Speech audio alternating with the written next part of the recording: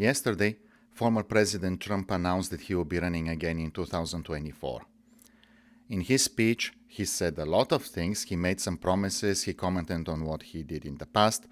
And among other things, he said that we had, during his presidency, that we had the safest border and also that we had the greatest economy.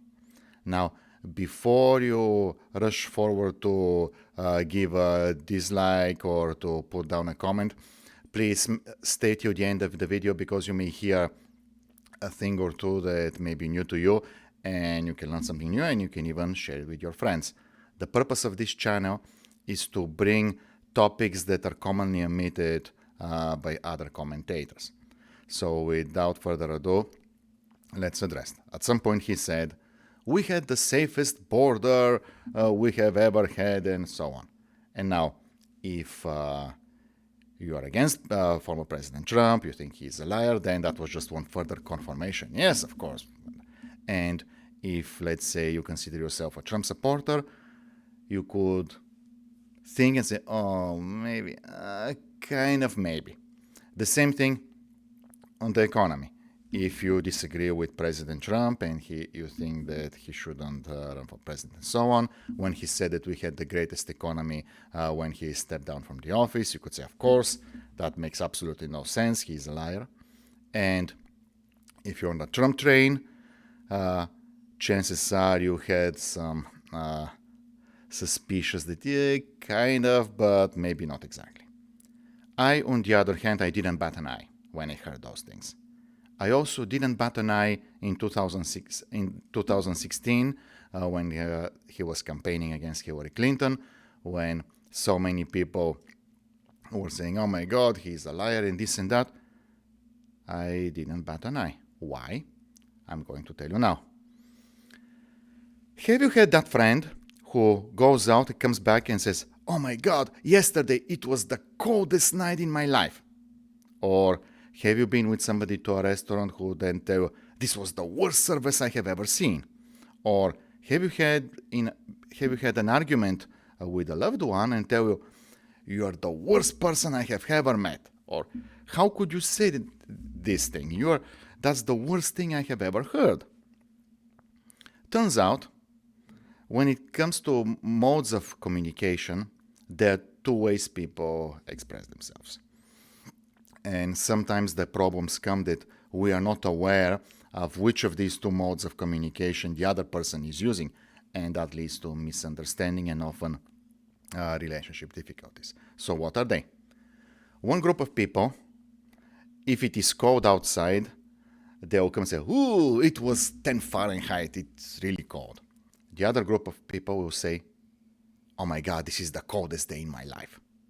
So the first group tries to be literal. They are like engineers. They represent the problem, the way how they see it, and they try to be as accurate as possible, even in mundane conversations. This is why when somebody tells them, you never ask me how I feel, and the person who is literally saying, that's not the case. 2 years ago I asked you, and then when we visited your mama, I also asked you, and then remember when we were dating, I asked you the third time, how do you feel? So no, it is absolute lie that I have never asked you how you feel.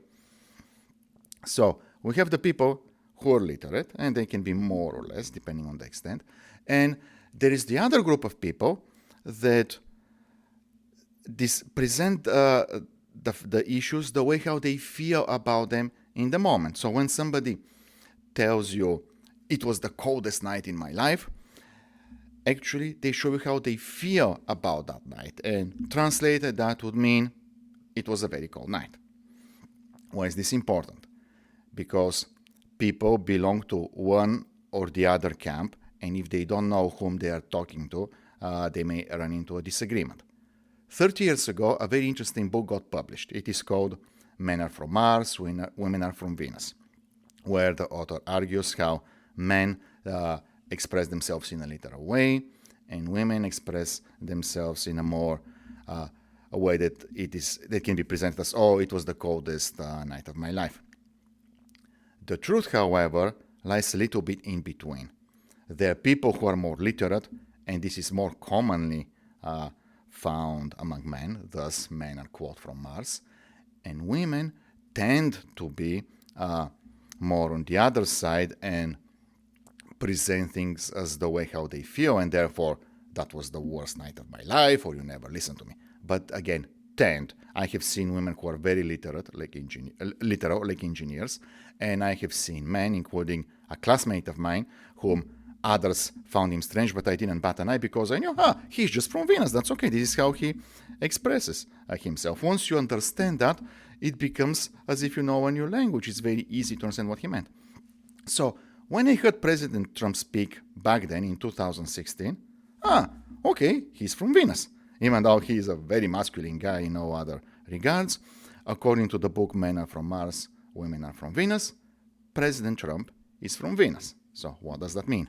When he says, we had the safest border ever, I knew he meant, given the circumstances, the border was safe enough. And when he said, we had the greatest economy everyone has ever seen, people bat their eyes, I was, okay, he meant, I managed with the policies, let's say the tax cut or whatever, the economy was in decent enough shape. Similarly, when he talks about somebody else, if let's say if it's a candidate who supports, he would say, oh, this is the greatest man for the job, nobody like him has ever walked the earth. Actually, that means I believe that this guy will do a decent job. Now, this is not to give an apology to President Trump and the hyperbole or the way of expression he uses. This is to clarify to listeners, those who are not firmly on the Trump train or on the anti-Trump limousine or whatever it is. And just, if you keep that in mind and you realize that this is the way how he expresses himself and it is how it is incurable, this does not mean that what he says is literal true, and also does not mean that he is a liar. When he says, this was the greatest thing I have ever seen, this is, I approve this thing, or I'm happy that that thing happened, I believe this thing is a good thing. So with that in mind, next time when you hear him speak, apply this and you'll see that what he says makes much more sense whether you agree with him or not.